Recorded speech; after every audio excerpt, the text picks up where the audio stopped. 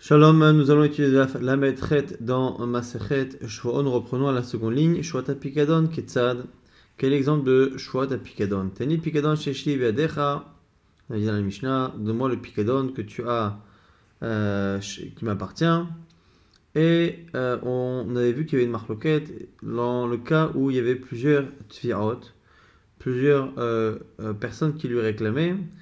Dans quel cas, lorsqu'il refusait à tous, il était chayav de plusieurs. Alors la Gemara ici va rapporter une braïta par rapport à cela. Tanora banan kalal eno chayav el achat parat chayav al kol achat achat. S'il a été général et qu'il a dit en gros je vous dois rien, il est chayav que d'un seul. Si par contre il a explicité qu'il ne devait rien à personne, à chacun d'entre eux, à ce moment-là, il sera chayav akol achat ou achat. Ici, on ne fait pas de distinction dans les textes. En tout cas, Rabbi Yuda Omer. Rabbi Yuda vient et nous dit shvoa lo lecha, velo lecha, velo lecha, chayav akol achat ve achat. Selon Rabbi Yuda, quand est-ce qu'on est chayav de chacun? Lorsqu'on dit à chacun lo lecha, velo lecha avec le vav qui vient dire à toi je ne dois rien, et à toi je ne dois rien, et à toi, ainsi de suite. Il faut le et à chaque fois pour que ce soit considéré comme étant parat. Sinon, a priori, pas forcément. Alors, on verra justement comment comprendre Rabbi Yuda et Rabbi Meir. Rabbi Eliezer Omer, lolecha, velolecha, velolecha, shvoa. Lui, selon Rabbi Eliezer qu'on a vu dans le Mishnah, il faut rajouter shvoa. Chayav kol achat v'achat. Rabbi Shimon Omer, achomar shvoa lechol achat v'achat. Alors que selon Rabbi Shimon, il faut rajouter à chacun le lachon de shvoa. Donc ça, on a déjà vu les deux derniers avis. Est-ce qu'il faut dire shvoa qu'au début? Est-ce qu'il faut rajouter shvoa à la fin? Ou est-ce qu'il faut dire shvoa à chaque fois? Pour chaque personne, ni à toi, shvoa, ni à toi, shvoa, ni à toi, shvoa. Donc je jure pour toi, je jure pour toi, je jure pour toi. Bon. Maintenant, au-delà de ça, on avait une marloquette ici, Rabbi Meir et Chachamim, a priori sur le langage de velecha, velolecha, velolecha, le vav. Est-ce que le vav change quelque chose ou pas? Et là, ici, on aura deux lectures. Celle de Shmuel, celle de Rabbi Yochanan. Amar Rav Yuda Mar Shmuel, donc c'est Shmuel ici qui est cité par Rav Yuda. Klalo shel Rabbi Meir, prato shel Rabbi Yuda. Le cas qui est considéré comme étant une kfira, un refus, une négation générale pour Rabbi Meir, Rato shel Rabbi Yuda est considéré comme étant une négation où à chaque fois il précise pour chacun, et inversement, Klalo shel Rabbi Yuda, ce qui est considéré comme étant un klal pour Rabbi Yuda, c'est un prat selon Rabbi Meir. C'est-à-dire qu'ici, on estime que sur justement les léchonot, lolecha, lolecha, lolecha, je ne te dois rien, rien à toi, rien à toi, rien à toi, rien à toi, et la même chose mais avec à chaque fois le et, je ne dois rien à toi, et rien à toi, et rien à toi, on va avoir une marloquette totalement opposée. C'est-à-dire que selon Rabbi Yehuda, quand on met un vav et qu'on dit et, ça veut dire que c'est pour chacun. Alors que selon Rabbi Meir, on dira qu'au contraire, c'est une manière de tous les englober dans un même serment. Je jure, pas un seul serment, que je ne dois rien ni à toi, et à toi, et à toi, et pas à toi, et pas à toi. Et ici, le et relie chacun. Chacune de ces négations en une seule et même négation. Et donc ça c'est donc le marloquet sur le vav. Et lorsque justement je dis lolecha, lolecha, lolecha, là aussi donc où on sépare, alors que selon Rabbi Yehuda au contraire en disant lolecha, lolecha, lolecha, on est en train d'inclure tout dans une même négation. Donc du coup, quand il y a un vav, selon Rabbi Yehuda, c'est plusieurs serments, alors que selon Rabbi Meir, c'est un seul. Quand il n'y a pas de vav, c'est exactement l'inverse. Selon Rabbi Meir, c'est plusieurs, et selon Rabbi Yehuda, c'est un seul. Ça, c'est la lecture de Shmuel. Rabbi Yochanan Amar, Rabbi Yochanan nous dit Hakol modim bevelo lecha sheu parat. Lui dit non, c'est pas vrai. La marloquette, elle n'est pas diamétralement opposée. Dans le cas où il y a un vav, où on dit et pas à toi, et pas à toi, et pas à toi, tout le monde sera d'accord que c'est prat. Alors quoi? L'onechleku est là, belolecha. La seule marloquette, elle est dans le cas où justement il n'y a pas de vav. Lolecha, lolecha. Rabbi Meir Omer parat. Selon Rabbi Meir, c'est aussi un prat. Rabbi Yehuda Omer, kalal. Selon Rabbi Yehuda, c'est un klal. Vezeu klalo chez Rabbi Meir. Donc c'est quoi le klalo chez Rabbi Meir? C'est Shoa Shenachem Beyadi. C'est lorsqu'il dit de manière générale. Donc finalement, on reprend une lecture ici de Rabbi Meir qui est plus classique. C'est-à-dire, ce qu'on appelle klalo prat, c'est le sens parlé. C'est-à-dire, s'il a dit je ne vous dois rien, à vous tous, c'est kalal.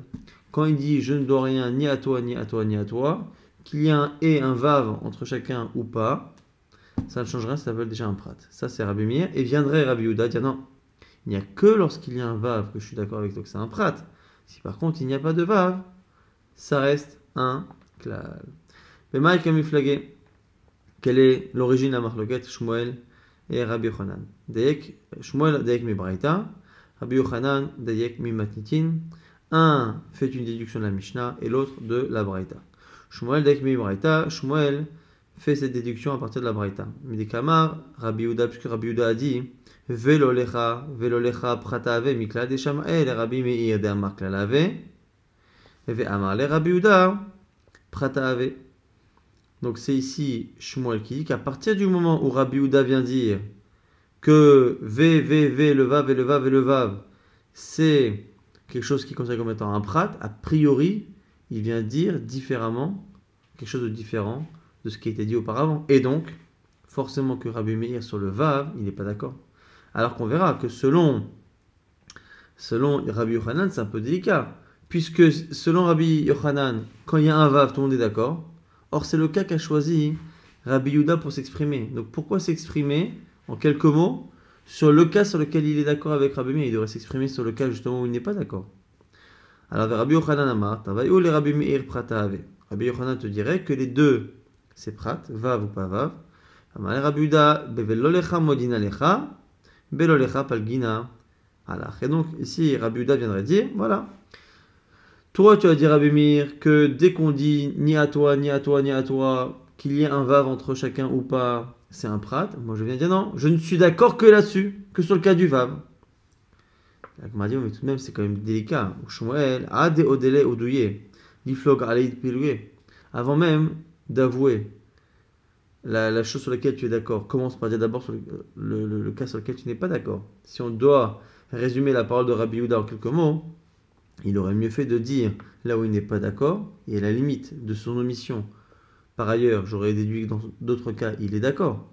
Mais ça paraît étrange de dire que la halakha qu'il a citée est une halakha sur laquelle justement Rabbi Meir s'entendrait. Mais Rabbi Yochanan maintenant, pourquoi il dira ça? Avec Matitin, il fait un duc de notre Mishnah. Il dit Kama Rabbi Meir, Shua Shen Lachem Beyadi, Klala Have. Pourquoi? Parce que dans la Mishnah, quand on a parlé du cas de Klal, il a cité le cas où il a dit je vous jure que je ne vous dois rien. Et quoi? Miklal develolecha prata ave. Et de là on voit que même avec un vav, c'est un prat. De isl kadatar velolecha klala lolecha klala ave. Ademashmale shvua she'enachem beyadi. Nashma'ina shvua lolecha velolecha. Pourquoi? Parce que si c'était comme a dit Shmuel, c'est diamétralement opposé. C'est-à-dire que quand il y a un vav, selon Rabbi Meir, ça devient un klal. C'est ça qu'on aurait dû enseigner dans la Mishnah, comme klal. Kol sheken shu ashenachem beyadi, et j'aurais déduit l'autre par kol sheken. La Gemara dit, Shmuel Amar, Shmuel te dira, kol omer velo lecha, ki omer shu ashenachem beyadi dame. En disant le vav, c'est comme s'il avait dit shen lachem. Bon.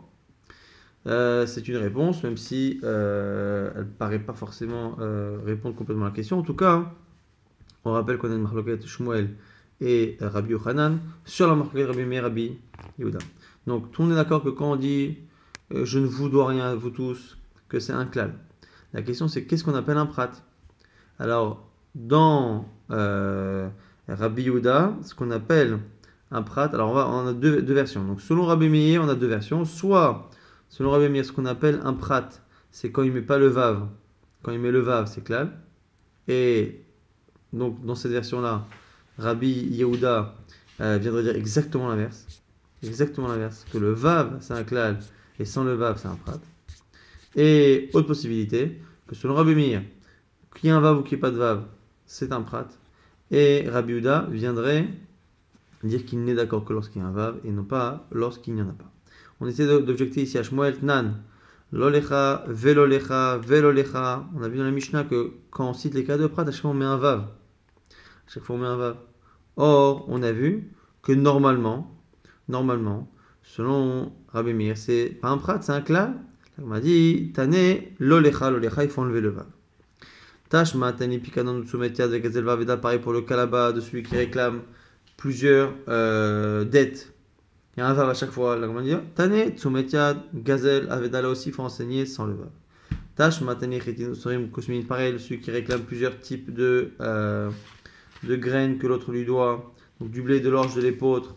Pareil, il y a un vav, alors il faut l'enlever. Tane, Sorim, Kusmin. Elle m'a dit à la fin, Ve'aitana, dis-moi ce Tana là. Kolachi, Shabish, Tane, Ve'azil, dis-moi, il n'arrête pas de se tromper.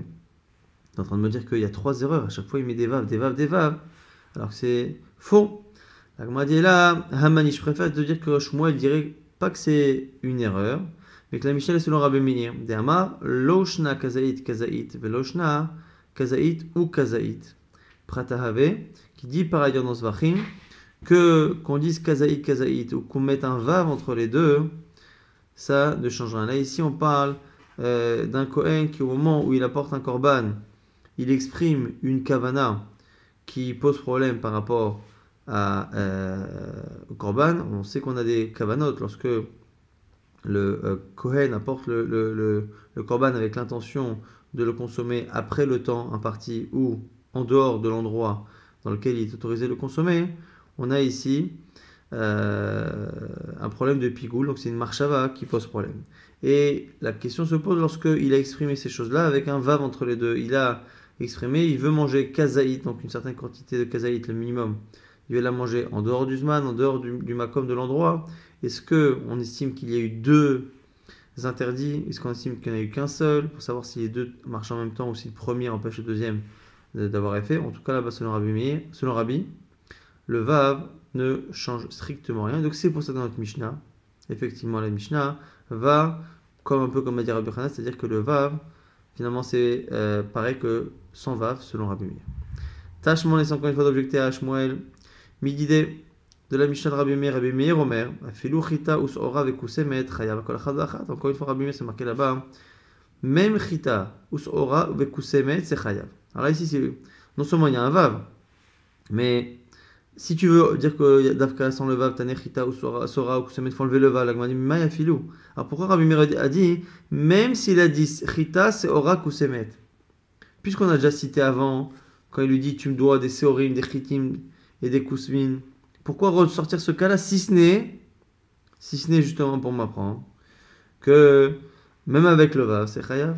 Alors il m'a dit non, c'est quoi filou? Amaraha Bere de Rabbi, Ka filou Chita Bechal Chitin ou Sora Bechal Seorin.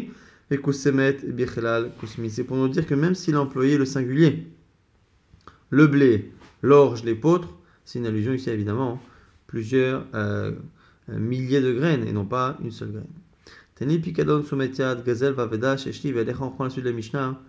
Une personne qui réclame un gage qui était chez lui, Soumetiad, un prêt, Gazel du vol et un objet perdu.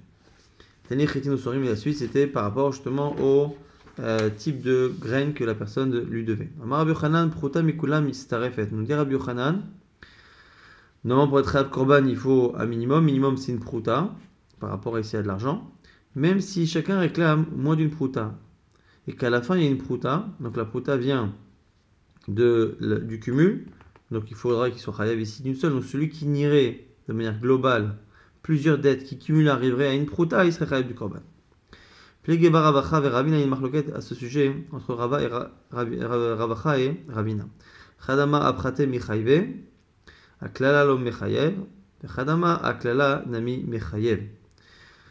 Est-ce que lorsque justement il y a une situation dans laquelle on a plusieurs personnes qui réclament, est-ce qu'à la fin il apportera un korban pour chacun et sans plus, ou est-ce qu'il apportera en plus un korban pour la globalité? Alors, on a une marloquette. On m'a dit, on m'a dit pourtant une braïta qui dit qu'il y a chamesh esre chataot. Il y a 15 chataot, donc c'est le cas de 5 personnes qui réclament 3 choses, chitim, seorim et kusmin. Donc, ils sont 5 à réclamer 3 choses, et là-bas on dit qu'il apportera 15 korban chataot. On voit bien ici que on apporte pour chacun, chaque négation, mais pas une globale. Veimita, Esrim Avian. Si c'est ça, on devrait en avoir à Esrim. On devrait en avoir 20. Pourquoi? Parce que chacun, en plus des 3 qui sont liés à la demande de Chitim, Sorim et Kosmin, devra en avoir à chaque fois un quatrième par rapport à la négation globale. Alors la Gemara nous dit Aïtana des pratés kachashiv déclaré le kachashiv. On va dire c'est pas une preuve.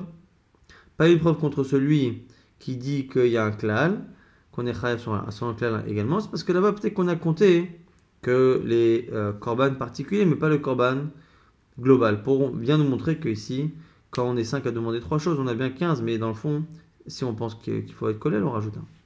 Pourtant, il y a une braïta qui dit, une autre braïta qui dit qu'on compte 20. La Gemara dit oui, non, mais cette braïta qui parle de 20, elle ne parle pas du même cas. Elle parle du cas de la Mishnah où on a la réclamation sur 4 choses. Et si on a la réclamation sur 4 choses et que c'est 5 personnes qui demandent, ça fait bien 5 fois 4, ça fait 20. Donc on n'a pas de preuve ni pour l'un ni pour l'autre. Nouvelle Shela Be'amine Rava Merav Nachman. Ayu Chamisha Torim Moto Ve'amru. 5 personnes qui lui réclament de l'argent. Ten Lanu Pikadon Tumetiad Vegazel Vaveda. Il réclame encore une fois Pikadon Tumetiad Gazel Vaveda. Shesh Lanu Beyadecha. Ve'amalahen Echad Mehem. Et il dit à l'un d'entre eux Shua She'en Lecha Beyadi Pikadon Tumetiad Gazel Vaveda. Je jure que tu n'as contre moi ni Pikadon, ni Tumetiad, ni Gazel Vaveda. Et après il dit et pas à toi, ni à toi, et ni à toi, et ni à toi. Velo lecha, velo lecha, velo lecha, velo lecha. Mahou. Achadam Michayev. Est-ce que on dit qu'il y a un korban par rapport à chacun, chaque personne? Odinma, akol chada vechadam Michayev. Ou est-ce que il a un korban qui est lié à chaque détail? Tâchons, on essaye de répondre. Tener Rabbi Chia a enseigné. Rekan esrim chataot. On a dit dans une braïta que Rabbi Chia avait compté 20 chataot sur un cas plus ou moins similaire. Alors, Echidame, quel est le cas? Il est pas riche. S'il est venu m'apprendre qu'on en a 20, lorsqu'il y a 5 personnes qui ont réclamé, et qu'à chacun il a dit je ne dois pas à toi ni Tsumetnia, ni Gaza, ni Pikadon, bah, c'est pas shoot. Rabbi Chia Minyana Atalashmaïlan, est-ce que Rabbi Chia est venu m'apprendre la table de 5, que 5 x 4 ça fait 20, je sais très bien. Et la ma, et la lave, des lots pas riches. Le chidou justement de dire qu'il y a 20, c'est parce qu'effectivement c'est 5 personnes qui réclament 4 choses, mais qu'il n'a pas détaillé pour chacun, il a détaillé pour un, et pour les autres il a dit ni à toi. Shma mina prata ave, donc on voit ici qu'effectivement on para à kol chada vechada. On reprend la suite de la Mishnah. Anasta opitita et biti, celui qui vient réclamer à quelqu'un de l'argent parce qu'il estime que la personne a agressé sexuellement sa fille. Et donc lorsque quelqu'un agresse sexuellement, il doit payer d'abord un knas, donc une somme forfaitaire. Et en plus de cela, il doit payer bochet ou vgam. Il devra payer des sortes de dommages qui sont liés aux dommages physiques, aux dommages psychologiques et à la honte que cette jeune fille a subi. Et là-dessus, justement, on avait une marloquette entre Rabbi Shimon et Chachamim. Selon Chachamim, si la personne nie devoir cet argent et que finalement il avoue, il devra porter un korban comme n'importe quelle chose, n'importe quel shvot apikadan. Selon Rabbi Shimon, à partir du moment où une partie, on verra, essentielle quasiment dans la réclamation est un knas c'est une amende forfaitaire. Or, une amende forfaitaire, quand j'avoue que je la dois, j'en suis dispensé. Du coup, puisque s'il avait dit que c'était vrai, s'il avait avoué, eh bien il aurait été dispensé. En niant, il n'a pas fait perdre de l'argent qu'il aurait payé de manière certaine. Et donc du coup, il est pas tout. Alors, Rami dit, oui, mais il y a quand même les autres choses. Il y a Bochetouf Gam. Bochetouf Gam, c'est pas une amende forfaitaire. Donc, il n'y a pas de digne que s'il est modé, il n'aurait pas payé alors. Marabi Chia Barabcha, Marabi Yochanan, Maïta Amad Rabbi Shimon, quelle est la raison de Rabbi Shimon? O il ve ikar knas ou tover. Proposition ici de Rabbi Yochanan de dire que c'est parce que l'essentiel c'est le knas. Même s'il demande les autres choses, l'essentiel c'est le knas. Alors, Rava essaie de donner une image. Machal de Rabbi Shimon et Madavadomé, à quoi ressemble, quel machal ça pourrait ressembler? La dame Shaman Chaver, un homme qui dit à son prochain, Tani Chetin, Sorim et Kosmin, Sheli Biadcha. Donne-moi le blé, l'orge et les potes que tu me dois. Amalot lui dit, Shua Shencha Biadi Chetin. Je te jure que je ne te dois pas du blé. Donc il ne nie pas le reste. Chacun des Chetin, Hu de Litle. On se retrouve effectivement qu'il n'a pas de Chetin. À Sorim et Kosmin Litle, mais par contre les autres qui ont été demandés, il les a. Il est pas tour. Rishtaba Chetin, Akushta Mishtabaka, il n'a pas menti. Alors la Gemara lui dit, mais ça n'a rien à voir. Là-bas, mais ça ne ressemble pas.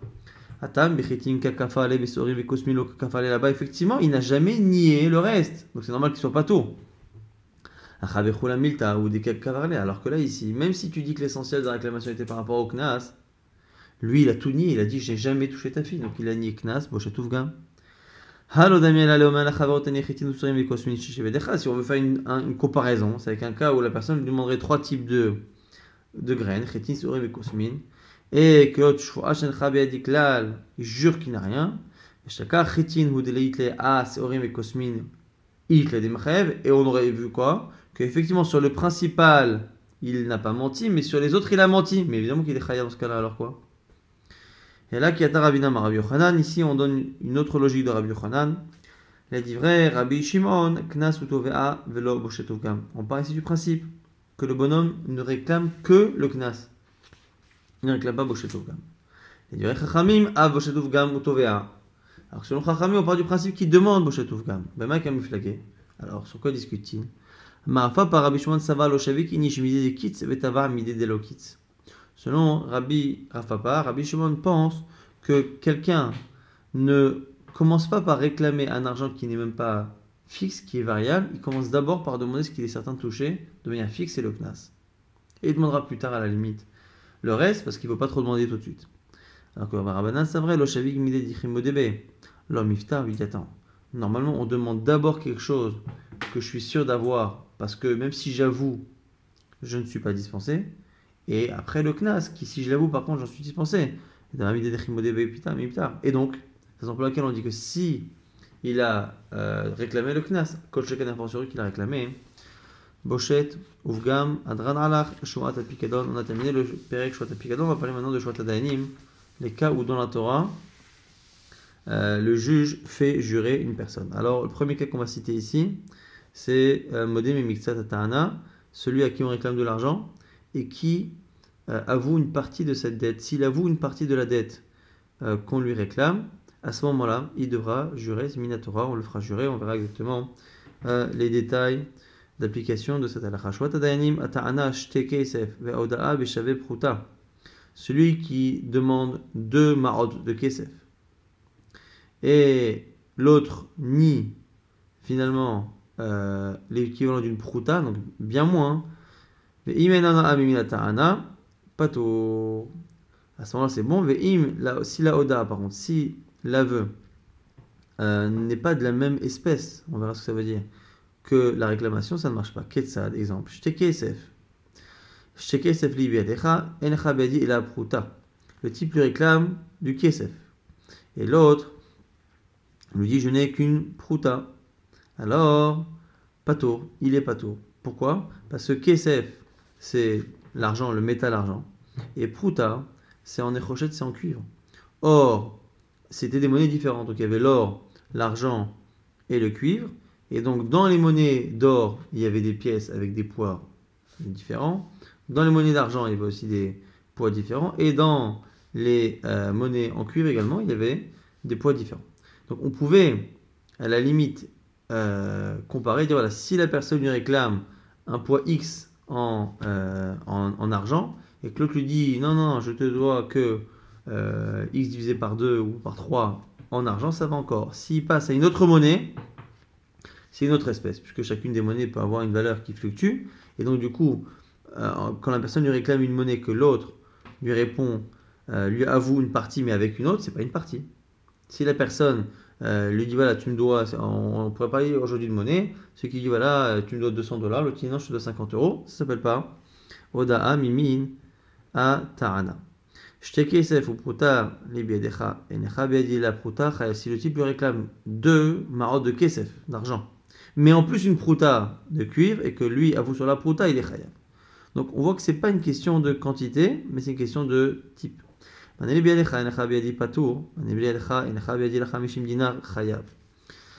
le cas aussi, évidemment ça ne marche pas, c'est quand la personne lui réclame un mané et que l'autre dit je n'ai rien. Si par contre l'autre avoue une partie, donc 50 sur 100 par exemple, évidemment qu'il est chayav. Celui qui dit tu dois à mon père un mané, donc 100. Et l'autre lui dit je te dois 50. Il n'est pas tour, pourquoi? Parce que finalement il n'a pas avoué par rapport à la dette qu'il aurait dû avoir vis-à-vis de son père. Et il est en train, par contre, de avouer quelque chose qu'on n'a pas réclamé. C'est-à-dire qu'il avoue qu'il doit de l'argent à la personne en question. Et là, ici, comme ça n'est pas lié à la réclamation, C'est comme Meshiva Aveda. Neshuk Meshiva Aveda. C'est comme quelqu'un qui viendrait ramener un objet, rapporter un objet perdu. Il vient, sans lui, on n'aurait jamais pu récupérer cet objet. Il vient le rapporter, on peut pas lui demander de jurer sur quoi que ce soit. Celui qui réclame de l'argent. Et le type lui dit effectivement, je te les dois. Et quand le lendemain lui dit alors tu me le rends, il dit je t'ai rendu entre temps. Donc, premier jour, lundi matin, il dit tu donnes l'argent. Le type, effectivement, avoue dans des témoins qu'il doit l'argent. Le lendemain, mardi matin, quand il demande, il dit non, mais je te l'ai rendu hier soir, lundi soir. Et c'est pour le lendemain, il nie son aveu, là, il devra payer. Celui qui avoue devoir cet argent. Et tout de suite, le réclamant lui dit Al titene holi ela adim. Tu me le donnes, tu ne me rembourses que devant des témoins. Et si le lendemain, il vient le voir, il dit alors donne-moi l'argent dans des témoins, il dit non, mais ça, je te l'ai rendu hier. Sous-entendu, sans témoin. Non, ça ne marche pas, il devra payer. Parce que la condition que l'autre lui a imposée est valable. Litra zahav yeshli beadecha. Celui qui réclame ici un litra de zahav, donc c'est l'équivalent d'un mané ici mais en or, au niveau du poids. L'autre lui dit la litra kesef, je n'ai cette quantité mais qu'en kesef qu'en argent, il est pas tout. Dinar zahav yeshli beadecha, et le il a dinar kesef, ou tresit ou pundion ou pruta, shakol min badbea echad. Si par contre il lui dit voilà, tu me dois un dinar de zahav. Et l'autre lui dit non, j'ai un dinar de kesef, ou trisit, ou pudionit, ou pruta. Ici, on nous dit que shakol matbea echad, ici, tout ça est considéré comme étant une matbea echad. On verra un peu plus tard dans la Gemara comment ça fonctionne. C'est une marloquette Rabbi Shmuel pour comprendre cette partie de la Mishnah. Kor dvoa yeshli bedecha. Le type qui lui dit tu me dois un corps, donc c'est une quantité de récolte. Et l'autre lui dit necha bedila leiter kitnit. Non, je te dois que telle quantité là de kitnit, de graines, patour, de légumineux. Kor perot yeshli becha. L'autre lui dit tu me dois des perotes, des fruits. Et l'autre lui dit necha bedila leiter kitnit. Je ne te dois qu'une petite quantité, et ici kitnit c'est des légumineux, il est chayav. Chez kitnit, bichlal perot, parce qu'ici on estime que dans l'expression perot, fruits et légumes en gros, kitnit, les légumineux sont inclus, alors dans l'expression tevoua, on n'inclut pas les légumineux. Ter anochitin ve'odalo beseorin patour. Si la personne lui réclame du blé et que l'autre avoue devoir de l'orge, c'est patour. Selon Rabban Gamliel, il sera chayav.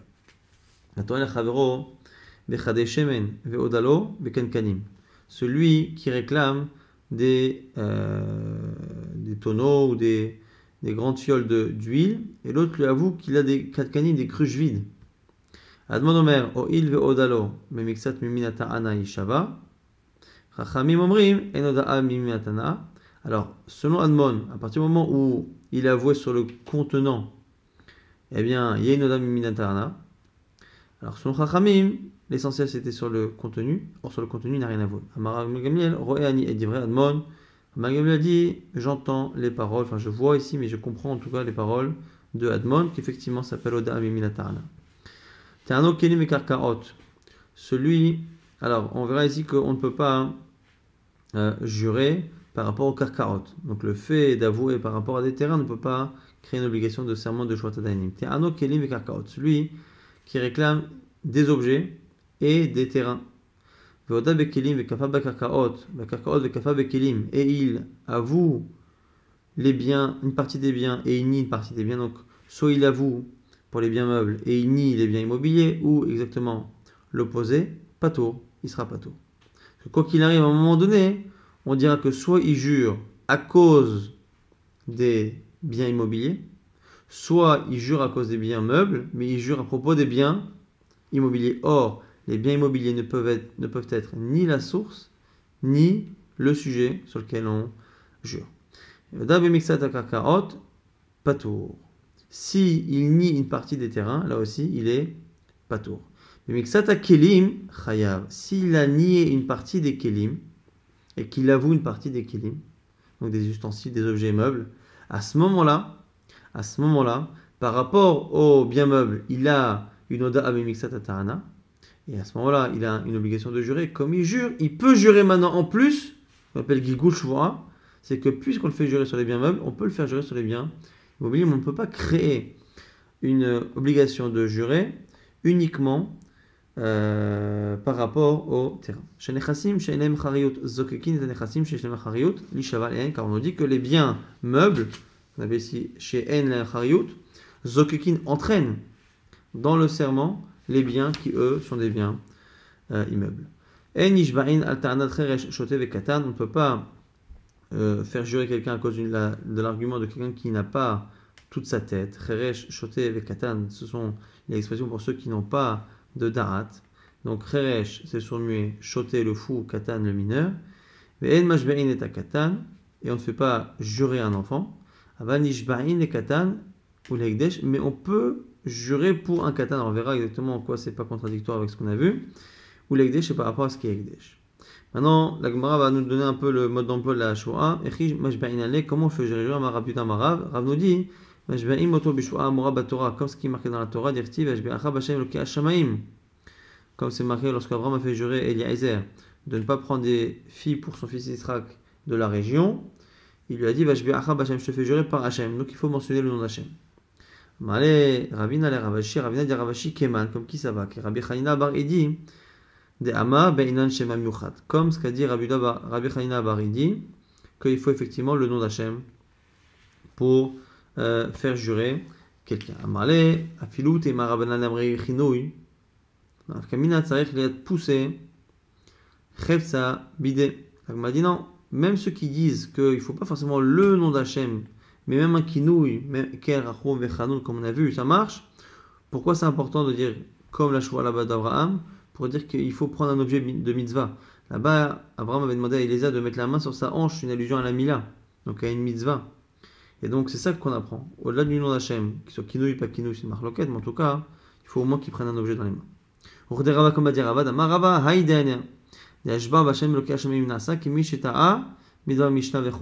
Celui qui ne fait jurer que par le nom d'Hachem sans lui faire prendre un objet de Kedusha dans la main, ça ne marche pas. Selon Rav Papa, il faut un Sefer Torah et les Tfilin, ça ne marche pas. Celui qui fait ça, il est Torah Bidar Mishnah, il se trompe. Mais il cheta qui va t'aider Rava, la comme Rava. Velit il cheta qui va t'aider Rava, la n'est pas comme Rav Papa. C'est-à-dire, il cheta qui va t'aider Rava, de'ainonakit chefsa bidé. Selon, on fait comme Rava, c'est-à-dire qu'il faut absolument qu'il y ait un objet dans la main de Kedusha. Mais l'idée qui va t'aider Rav Papa, d'anakit chefsa bidé, mais pas comme Rav Papa qui dit que les Tfilin ça marche pas, parce que sauf quand il y a les Tfilin, il y a un objet. Shoah me'oumad, le serment doit se faire debout. Temin chacham, par contre, peut le faire miyushav assis. Shoah be'sefer Torah, on fait avec un sefer Torah. Temin chacham, mais un temin chacham lechatchila betfilin, on peut le faire lechatchila avec des tfilin, il n'y a pas besoin d'un sefer Torah. Tanura banan, Shoah tadanim af ibil shonan emara, et que Shoah tadanim se dit dans n'importe quelle langue qui est comprise par la personne concernée. Et on lui dit, omrim lo, avant ça on lui fait un petit peu de moussar, eveyodé asach, shekol olam kulo nizarzea. Bisha'a shama kadosh baruch hu besinai. Que sache que tout le monde a tremblé lorsque mon Sinaï, Dieu a dit Lotiset Hashem Okecha Lashav, ne mentionne pas le nom d'Hachem, ton Dieu en vain. Kol Averot Shabbat Torah Ne'ema Benake, Chanama Loinake, sur toute la Averot, a priori on dit que Hashem il Inake, qu'il pardonne d'une manière ou d'une autre, c'est celui qui fait Tchouva, celle-ci c'est marqué Loinake, qui ne pardonne pas.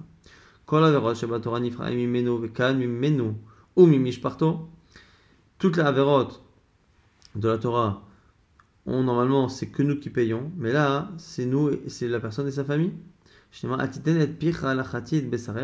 Ne laisse pas ta bouche faire fauter ta chair.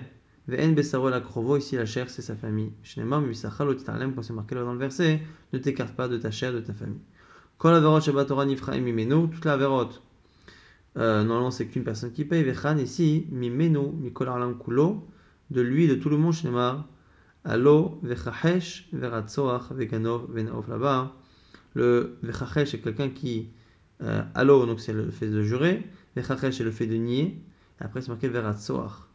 Il meurt, il tue. Donc on voit ici qu'on fait une allusion au fait qu'il y a une ressemblance entre le fait de jurer à faux, donc en utilisant le nom d'Hachem, et le fait de tuer d'autres.